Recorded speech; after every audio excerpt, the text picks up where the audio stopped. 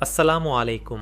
যে মানুষ বলেছিল আমি তোমাদের সর্বোচ্চ প্রভু, মৃত্যুর ঠিক শেষ মুহূর্তে সেই মানুষ কি বলেছিল জানো? ফেরাউন, অগাধ ক্ষমতার মালিক, হাজার হাজার সৈন্য তার অধীনে। সে ভাবত তাকে কেউ হারাতে পারবে না। কিন্তু একদিন সে তাড়া করল মুসা আলাইহিসসালামকে, আর সামনে এলো উত্তাল সমুদ্র। আল্লাহর হুকুমে সমুদ্র দুই ভাগ হয়ে গেল। মুসা আলাইহিসসালাম পার হয়ে গেলেন, আর ফেরাউন অহংকারে সেই পথেই ঢুকে পড়ল। হঠাৎ সমুদ্রের পানি বন্ধ হয়ে গেল, চারদিকে শুধু পানি, মৃত্যু নিশ্চিত। ঠিক তখন ফেরাউন চিৎকার করে বলল, আমি বিশ্বাস করলাম আল্লাহ ছাড়া আর কোনো উপাস্য নেই, যার ওপর বনি ইসরাইল ঈমান এনেছে। কিন্তু তখন অনেক দেরি হয়ে গেছে। সারা জীবন জুলুম করে শেষ মুহূর্তের ঈমান গ্রহণ করা হলো না। মনে রাখুন, সুযোগ থাকতেই ফিরে আসতে হয়, মৃত্যুর আগে নয়। জীবিত থাকতেই আল্লাহর পথে ফিরুন। এমন আরও সত্য ও শিক্ষামূলক ঘটনা জানতে ফলো করে পাশে থাকুন, বন্ধুদের জানাতে শেয়ার করুন।